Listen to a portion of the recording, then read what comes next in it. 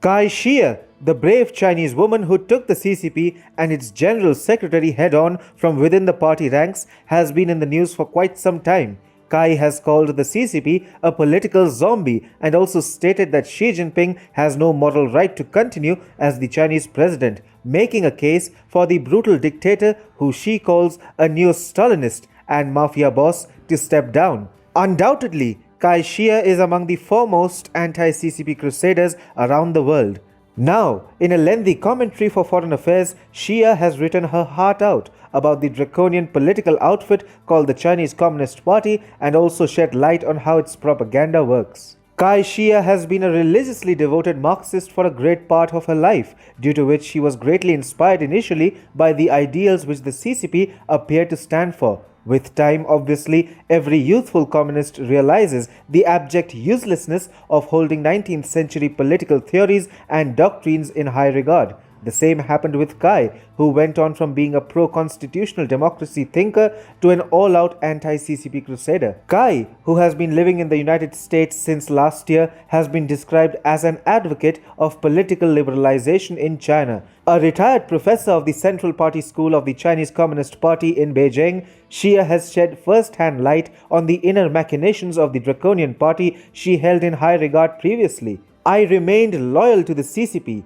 yet I was constantly questioning my own beliefs, Cai revealed in the Foreign Affairs article. Reading Cai Xie, one is convinced that the CCP is comprised of actual zombies who have no conscience of themselves and who serve at the mercy of Xi Jinping. In fact, Cai, while recounting how she was verbally reprimanded for not being brain dead and instead exercising the vibrancy of a free thought, said, "The CCTV people weren't interested in the real implications of ideology.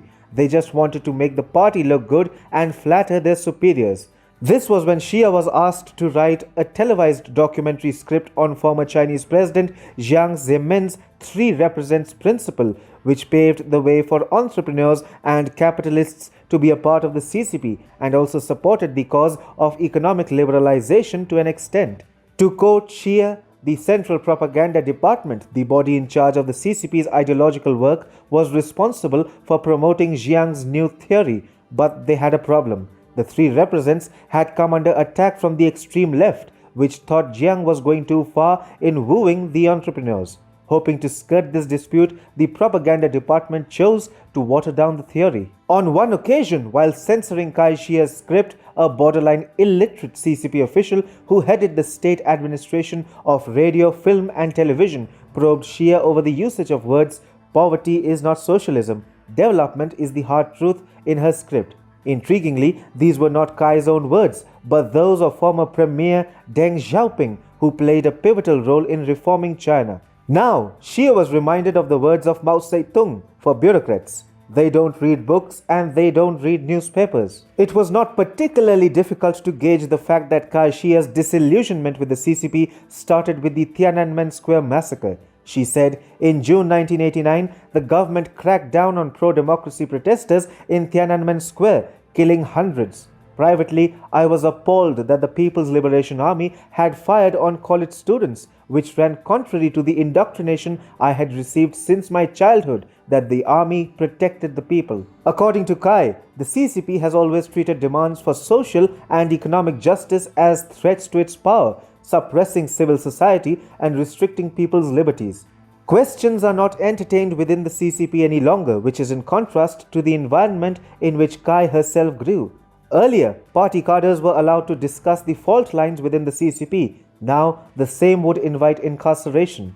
Cai Xie has played an instrumental role in propagating to a generation of CCP leaders the virtues of Chinese communism, albeit half-heartedly herself.